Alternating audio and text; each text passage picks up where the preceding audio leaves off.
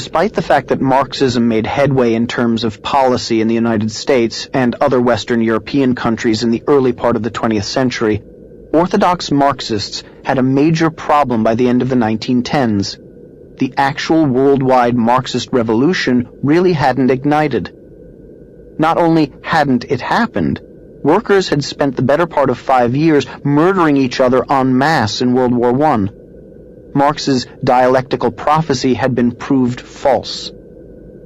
But just because Marx's dialectic materialism had been proved false, and just because soon the new Soviet Union would be slaughtering its own citizens at record rates, didn't mean that the Marxist intellectuals were going to give up on worldwide revolution. That was where Antonio Gramsci and Georgy Lukács came in. Gramsci was an Italian socialist who saw tearing down society as the necessary precondition for the eventual victory of global Marxism. Marxism simply hadn't won because men were weak. And men were weak because they were the products of a capitalist society. Man is above all else mind, consciousness, Gramsci wrote in 1916. That is, he is a product of history, not of nature. There is no other way of explaining why socialism has not come into existence already. Lukács built on Gramsci, deciding that Marx's dialectic materialism wasn't really a prophetic tool for predicting the future. It was a tool for tearing down society itself. Simply destroying the status quo in the minds of the people would bring Marxism. Lukács's view was so influential that, for a time, he actually became Deputy Commissar of Culture in Hungary, where he proceeded to push a radical sex ed program encouraging free love and rejection of morality. In that role, he tried to live out his ideology of destruction. I saw the revolutionary destruction of society as the one and only solution.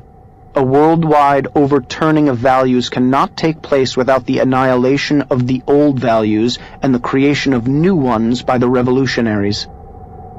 Fortunately, the people of Hungary weren't nuts, so they dumped him. That left Lukács unemployed, but not for long. Felix Weil was a young radical from Frankfurt, Germany, and a devotee of Marx. He, like Lukács, saw the problems of implementing socialism, namely that nobody really liked it very much.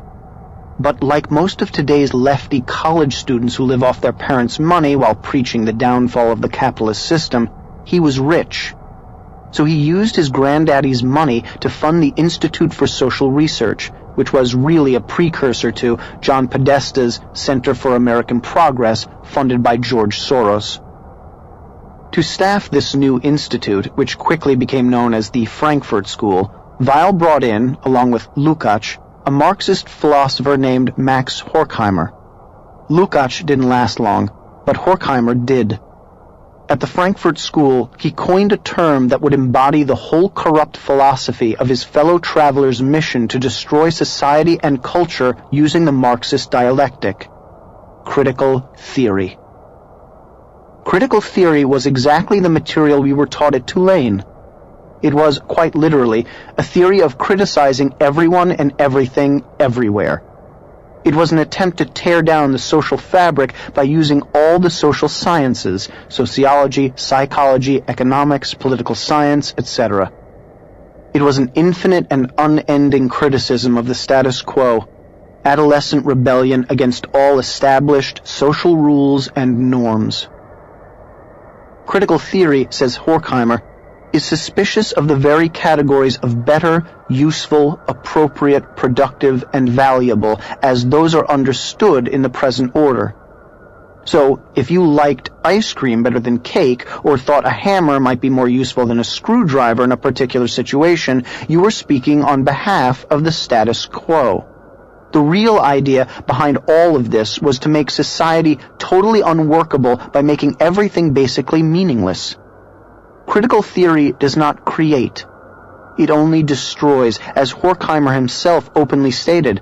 Above all, critical theory has no material accomplishments to show for itself. No wonder my thought upon graduating was that getting a job was selling out. When Horkheimer took over the Institute in 1930, he filled it up with fellow devotees of critical theory like Theodor Adorno, Erich Fromm, and Herbert Marcuse. Each agreed with the central idea of critical theory, namely that all of society had to be criticized ad nauseum, all social institutions leveled, all traditional concepts decimated. Marcuse later summed it up well. One can rightfully speak of a cultural revolution since the protest is directed toward the whole cultural establishment, including the morality of existing society. What we must undertake is a type of diffuse and dispersed disintegration of the system. All of these boring and bleating philosophers might have faded into oblivion as so many Marxist theorists have, but the rise of Adolf Hitler prevented that.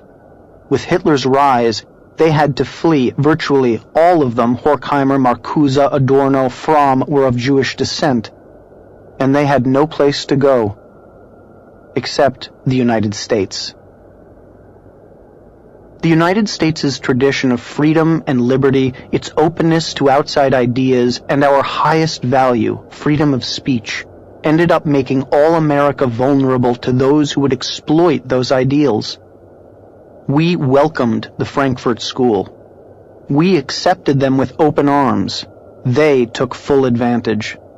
They walked right into our cultural institutions, and as they started to put in place their leadership, their language, and their lexicon, too many chose to ignore them. And the most dangerous thing you can do with a driven leftist intellectual clique is to ignore them. We always feel that our incredible traditions of freedom and liberty will convert those who show up on our shores, that they will appreciate the way of life we have created. Isn't that why they wanted to come here in the first place? We can't imagine anyone coming here experiencing the true wonder that is living in this country and wanting to destroy that. But that's exactly what the Frankfurt School wanted to do. These were not happy people looking for a new lease on life. When they moved to California, they simply couldn't deal with the change of scenery. There was cognitive dissonance. Horkheimer and Adorno and depressive allies like Bertolt Brecht moved into a house in Santa Monica on 26th Street, coincidentally the epicenter of my childhood. They had moved to heaven on earth from Nazi Germany and apparently could not handle the fun, the sun, and the roaring good times. Ingratitude is not strong enough a word to describe these hideous malcontents. If only they had had IKEA furniture, this would have made for a fantastic season of the real world. Brecht and his ilk were the Kurt Cobains of their day, massively depressed, nihilistic, people who wore full suits in 80-degree weather while living in a house by the beach. As Adam Cohen wrote in the New York Times, these were dyspeptic critics of American culture. Several landed in Southern California, where they were disturbed by the consumer culture and the gospel of relentless cheeriness. Depressive by nature, they focused on the disappointments and venality that surrounded them and how unnecessary it all was. It could be paradise, Theodor Adorno complained, but it was only California. Adorno was wrong. It was paradise. To the rest of the world, America's vision was a vision of paradise, and these Marxists were here to try and destroy the best lifestyle man had ever created. If I could go back in a time machine, I would go back to kick these malcontents in their shins.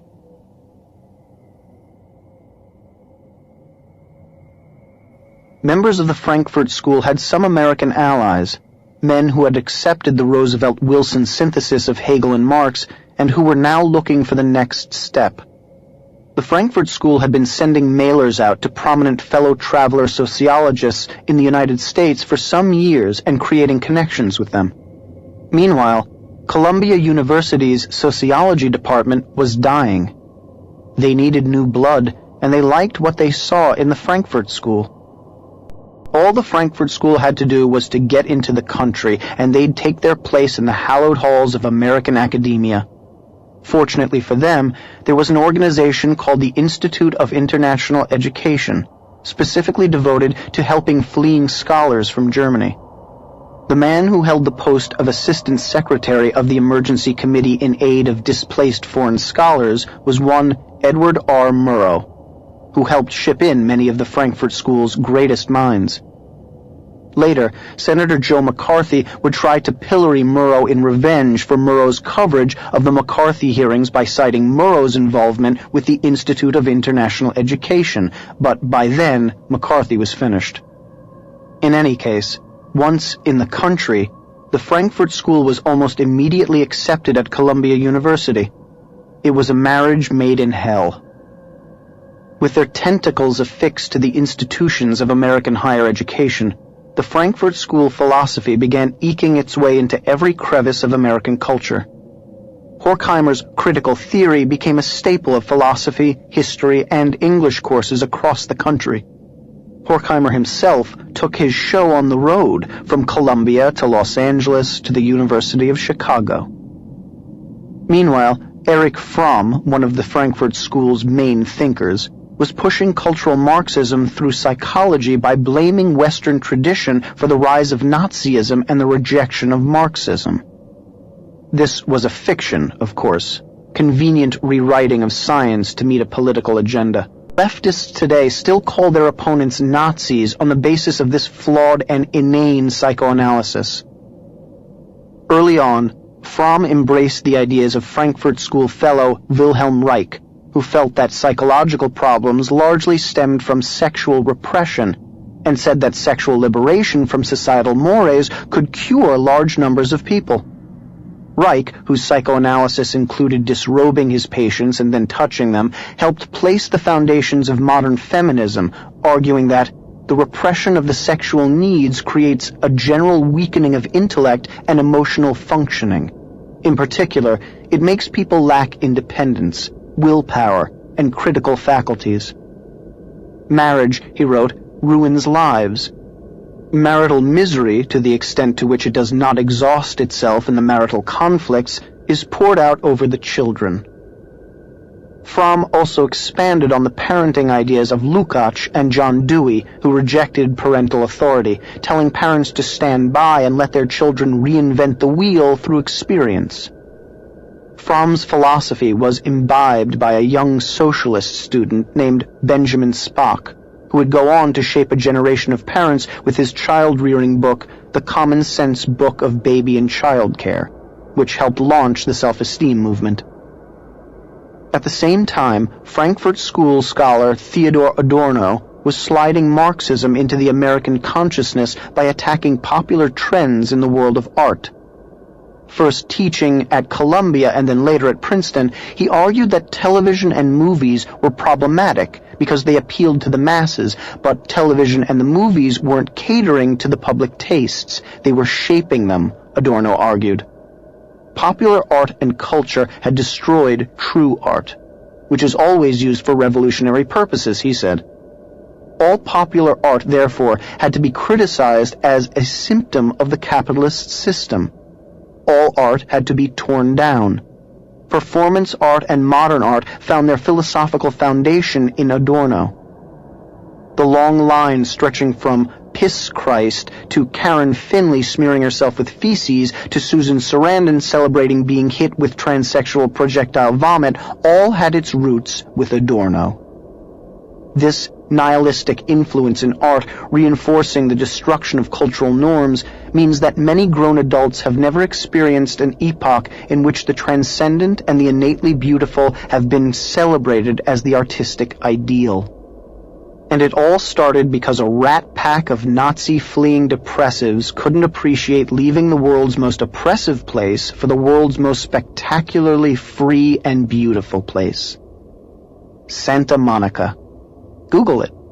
It takes a sincerely deranged soul to want to deconstruct the good life and the optimistic citizenry in order to create mass intellectual and spiritual misery. But that's exactly what they did. And as they constructed their philosophical dystopia, all the pieces of the modern leftist puzzle began falling into place.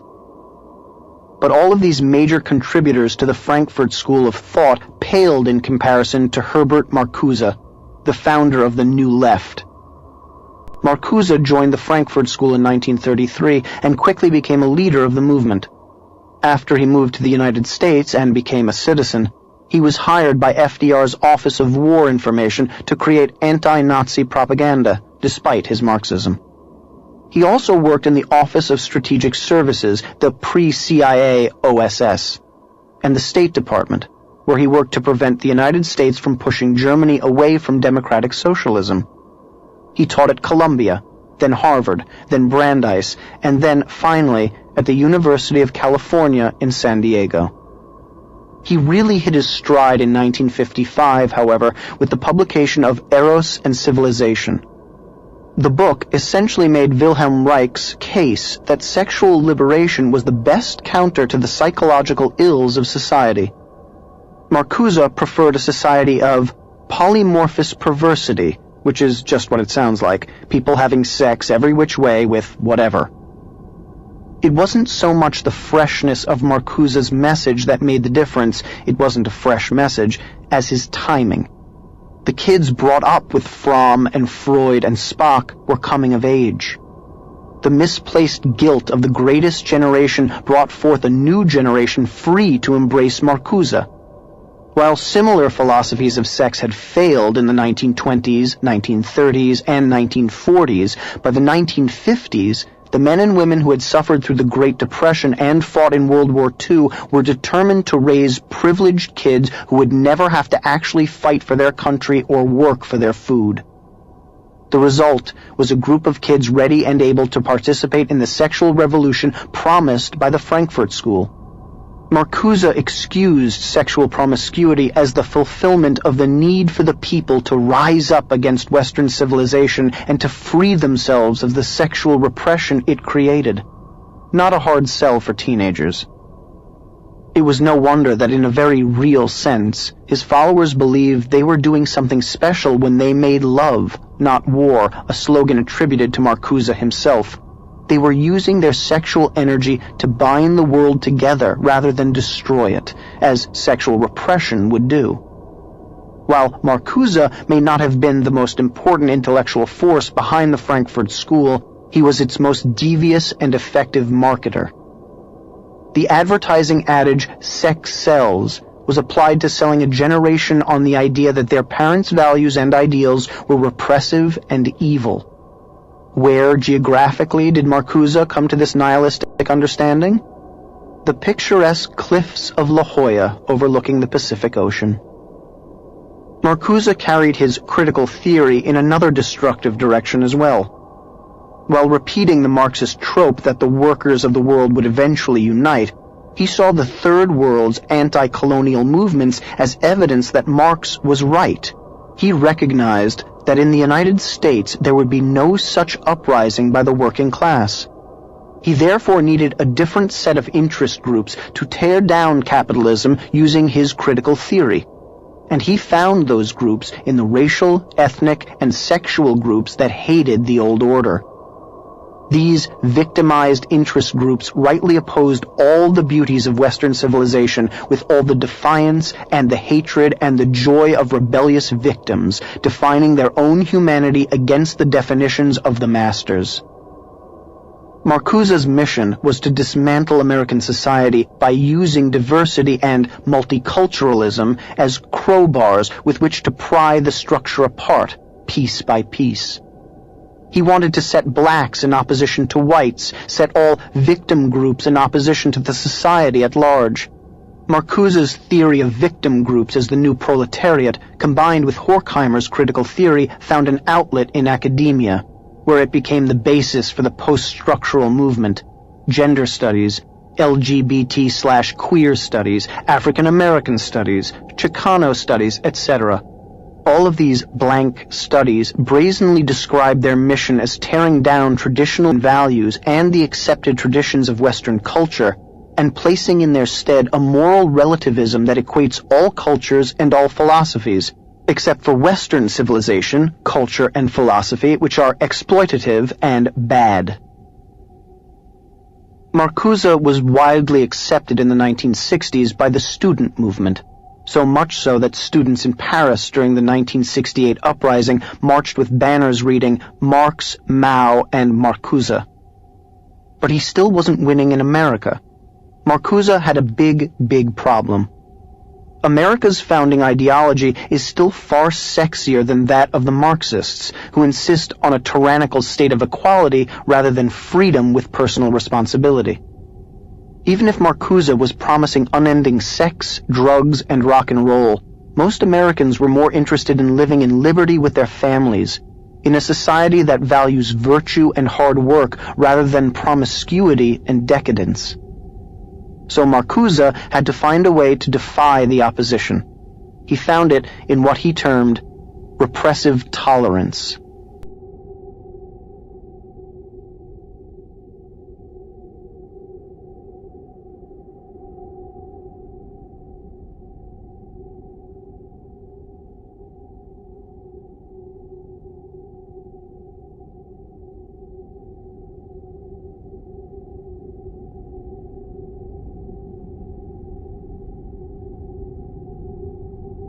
In 1965, Marcuse wrote an essay by that name in which he argued that tolerance was good only if non-dominating ideas were allowed to flourish, and that non-dominating ideas could flourish only if dominating ideas were shut down. The realization of the objective of tolerance, he wrote, would call for intolerance toward prevailing policies, attitudes, opinions, and the extension of tolerance to policies, attitudes, and opinions which are outlawed or suppressed. America was experiencing a repressive tolerance under which dissenting viewpoints were stifled. What it needed was partisan tolerance. In other words, if you disagreed with Marcuse, you should be forcefully shut up, according to Marcuse. This made political debate very convenient for him and his allies. This totalitarianism is now standard practice on college campuses, in the media, and in Hollywood, the very places that the Frankfurt School sought to control. The First Amendment, the same instrument that allowed the Frankfurt School to land on our shores and express their pernicious ideas in freedom, was now curtailed by those who had benefited from it. Marcuse called for a tyranny of the minority, since the tyranny of the majority could not be overcome without a total shutdown. There's another name for Marcuse's partisan tolerance: political correctness. In fact, the term political correctness came from one of Marcuse's buddies, Mao Zedong. Mao used the term to differentiate between those who had scientifically correct views and those who did not. Those who did were termed politically correct. In 1963, just 2 years before Marcuse's repressive tolerance, Mao came out with an essay entitled, "Where Do Correct Ideas Come From?" In that essay, he argued that the Marxist society determines correct ideas, and all incorrect ideas must be put out of their misery. Mao thought it, Marcuse thought it, and his ideological heirs thought it and still think it. Hello, neighbor. And so Marxism came stealthily to our shores, squatted here, planted its roots, and grew like a weed, all before we even noticed it. It happened at the university level and at the governmental level and at the media level. We didn't notice because we couldn't read the rhetorical garbage these jokers were spewing, and we didn't think it was important. Our Constitution survived a revolution and a civil war and 2 world wars. Why should we worry about a few German eggheads? Especially since America was economically thriving under such oppression. The foundations of the complex had been built, but we still couldn't see the complex itself. The complex was hidden under paragraphs of obscure text and in college curricula at places like Tulane University, under the unlikely auspices of American Studies. Talk about a wolf in sheep's clothing. It all seemed so benign, and we figured that if college students went off and had sex and did drugs and engaged in teenage rebellious decadence, oh well, they'd eventually come back to the Constitution just the way their parents had. We slept while the other side armed, And while we snoozed, they secretly stole away our defensive weaponry, our allegiance to the Constitution and to freedom of speech and opinion. It was only when they fired the first shots over our bow that we noticed we were unarmed, and that they had weaponized the cloudy bacteria of their philosophy into full-bore ideological anthrax, ready to deploy on a moment's notice. The line was becoming clear. Marx and Hegel had paved the way for the progressives, who in turn had paved the way for the Frankfurt School, who had then attacked the American way of life by pushing cultural Marxism through critical theory. The Frankfurt School thinkers had come up with the rationale for radical environmentalism, artistic communism, psychological deconstruction of their opponents, and multiculturalism. Most of all, they had come up with the concept of repressive tolerance, aka political correctness. They had penetrated the academies. My American Studies program at Tulane had far more Adorno and Gramsci and Horkheimer and Marcuse than Twain or Jefferson or Lincoln. There was some trickle-down intellectualism going on. All the college students who worked through these programs and took swigs from the Frankfurt School bottle labeled "Drink Me" shrank mentally and ended up as parts of the complex. But that didn't explain how American society as a whole was taken over by this stuff. I just couldn't understand it. How did Frankfurt School philosophy, which is obviously complicated, highfalutin stuff, become a mass psychosis? How did this outsider's philosophy penetrate our hearts and our minds? How did the complex, which was a huge philosophical system designed to take America head-on, recede into the background so much that a few decades later, we can't even recognize that it exists?